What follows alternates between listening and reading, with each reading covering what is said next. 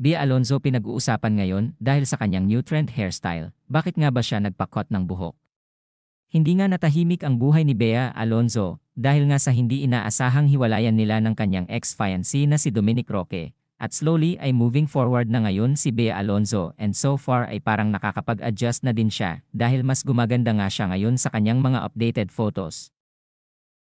Sa recent update niya ni Bea Alonzo ay naibahagi nga niya ang kanyang new look which is talagang pang men hairstyle at talagang nag-iba nga din ang kanyang itsura dito. Nasaad ng mga netizens ay talagang nag-iba na si Bea ngayon at parang mas naging mature ito ngayon. Siguro nga ay dahil sa naging epekto ng hiwalayan nila ni Dominic, dagdag naman ng karamihan ay mas gumanda naman siya ngayon sa kanyang new style. At talagang nagmukha siyang Hollywood actor sa kanyang new look.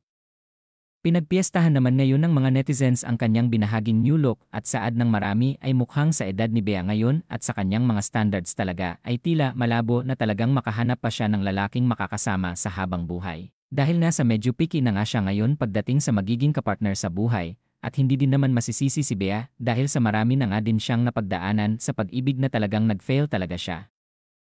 Samantala marami naman ang nagsasabing nagmukha nga siyang si Piolo Pascual sa kanyang new look at parang mas gwapo pa nga siya kesa sa aktor. At may nagsabi namang parang naging tomboy na siya ngayon at mukhang babae na nga din siguro ang tipo nito ngayon.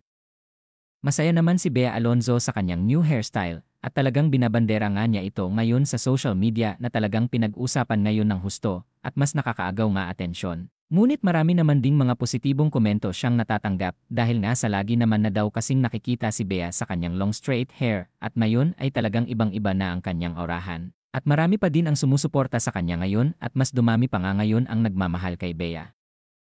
At namimiss na nga din siyang makita sa telebisyon na sana nga daw ay magbalik na din siya sa pag-acting.